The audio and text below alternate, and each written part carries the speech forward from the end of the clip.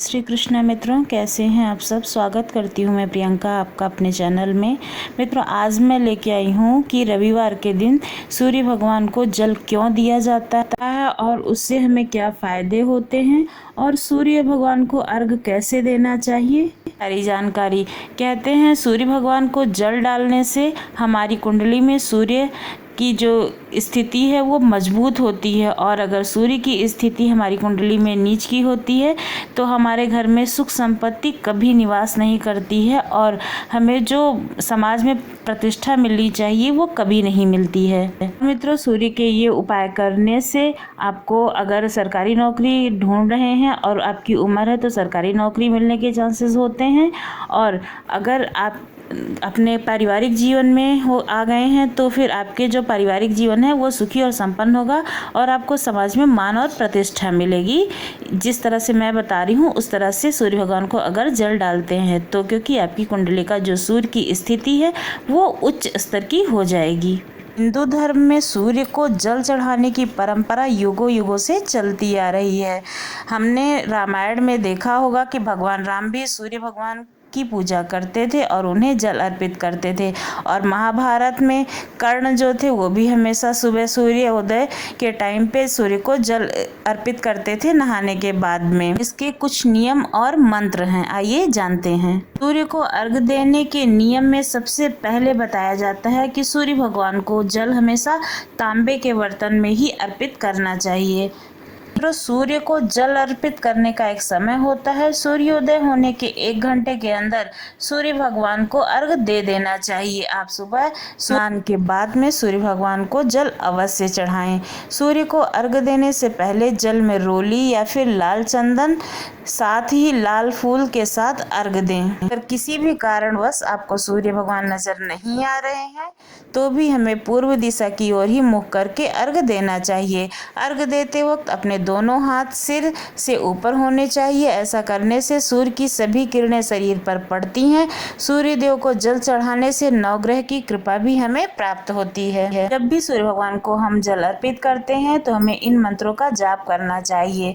ओम नमो भगवते श्री सूर्याय छी तेजस्याय नमः। ओम खेचराय नमः। ओम महासेनाय नमः।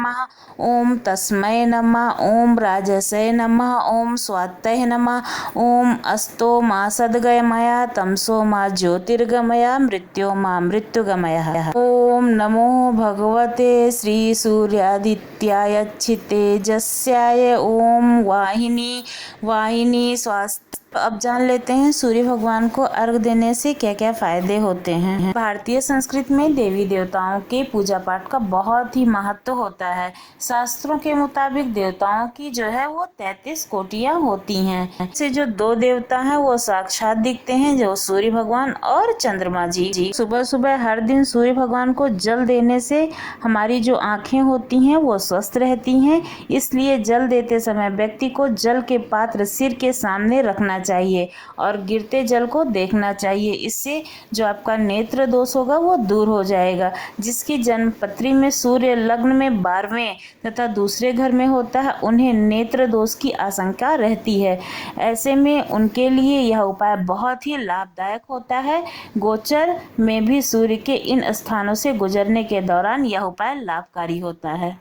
सूर्य देव को जल चढ़ाने से हर इंसान की नौकरी में उन्नति और लाभ होता है।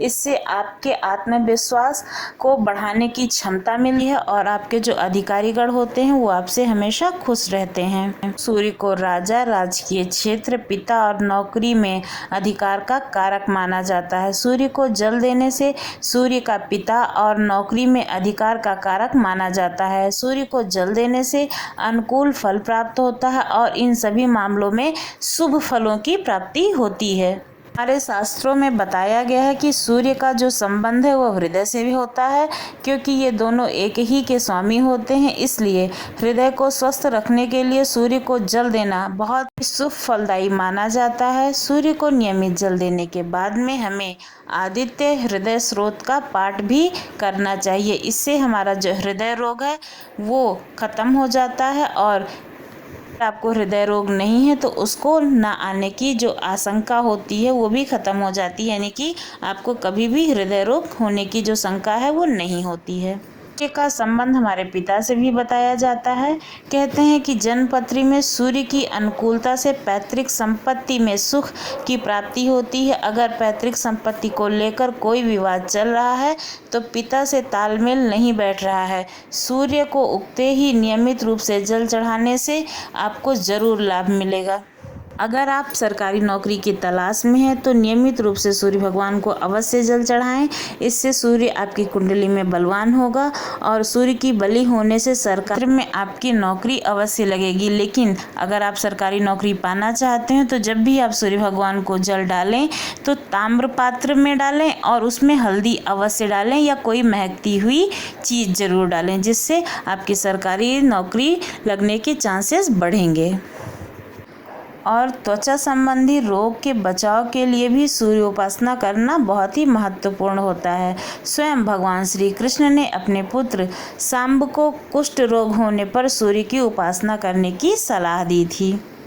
बिना स्नान के सूर्य भगवान को जल नहीं डालना चाहिए और इसके जो छींटे होते हैं वो कभी भी आपके पैरों पे नहीं पड़ने चाहिए। इस बात का ज़रूर ध्यान रखें। और हमें किस चीज़ की लालसा है, मतलब क्या चीज़ भगवान से मांगना है और किस चीज़ की इच्छा है, उसके अनुसार अपने जल में क्या क्या चीज़ें डालनी चाहिए, आज मैं आपको ये भी बताती हूँ। अगर आप शिक्षा संबंधी या एकाग्रता को अपनी बढ़ाना चाहते हैं तो सूर्य भगवान को जब भी जल डालें तो नीले रंग की कोई भी वस्तु उसमें डाल लें, जैसे कि नीला फूल होता है।